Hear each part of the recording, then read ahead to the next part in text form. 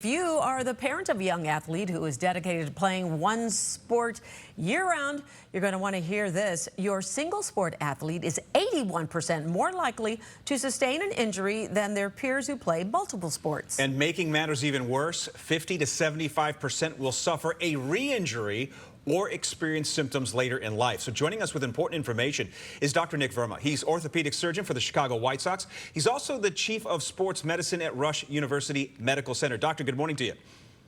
Hey guys, how are you? Terrific, thanks. Let's get right into this. We know youth sports is big business. When I was a kid, baseball season, it was, May until whatever, October, but now it's year-round. How is that endangering the safety of young athletes? Yeah, I think you hit the nail on the head when you said that, unfortunately, youth sports has really turned into business rather than what it was before, which was to just develop all of the skill sets and attributes that help kids to be successful later in life, regardless of whether they're going to play sports. And let's be honest, the vast majority of them are not going to go on and enjoy a professional career in sports, which turns out to be, what they do for their financial well-being. The problem that we see now is that these kids specialize very early, and they spend too much time during the year playing a single sport. So there's a lot of good data out there that suggests that multi-sport athletes have markedly reduced injury risk compared to single sport athletes.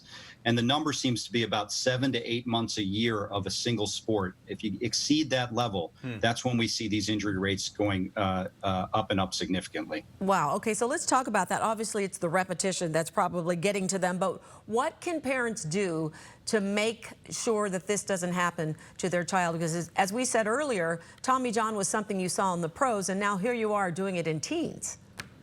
Yeah, that's the fastest growing segment of athletes who are requiring Tommy John surgery is our youngest age group. As young as 13, 14 can undergo surgery for their elbow based on a sport that they're playing.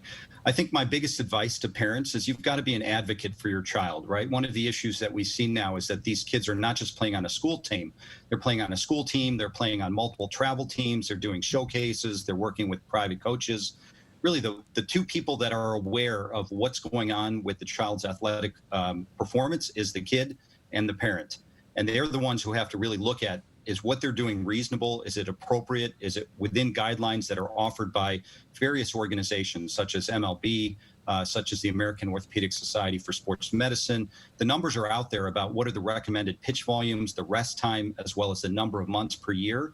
And it's really the job of the athlete and the parent to make sure that they're adhering to those guidelines to reduce the risk of injury as much as possible.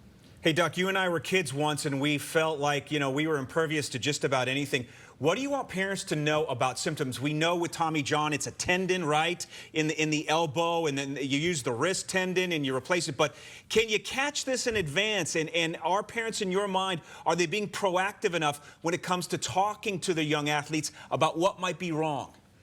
Yeah, so the Tommy John is a ligament that connects the top bone in your arm to the bottom bone in your arm. And really, it's an almost exclusive injury to throwing athletes. We see it a little bit in gymnasts, very rarely as a result of trauma. But the vast majority of these procedures that get done are in the throwing athlete. And it's simply because that ligament is being asked to operate right around its failure load. So every time you throw a baseball, you're right in the zone where the ligament may fail, which is why, current MLB statistics would suggest that about a third of our players are undergoing Tommy John at some point. The second problem that we know is that these athletes do experience pain during throwing. We did a study where we took a survey of athletes that were either children or adolescents, and more than a third of them would say that they routinely experience pain with throwing.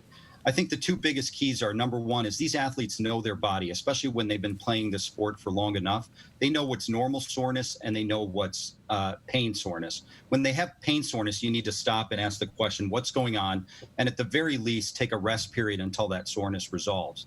And then again, we know what the risk factors are for kids developing these injuries, and it's primarily, number one, far and away overuse. And so it's about being proactive in managing the amount of throwing that's actually going on to try to reduce the risk as much as possible for your child. Yeah, keep your eye on your kid. That's a tough thing. Sometimes it can be easier said than done, and I could see a situation where maybe a child does not want to admit that they're suffering and dealing with any pain. Dr. Nik Verma with Rush University Orthopaedics, thank you so much for joining us this morning. Appreciate your time. Thanks for having me.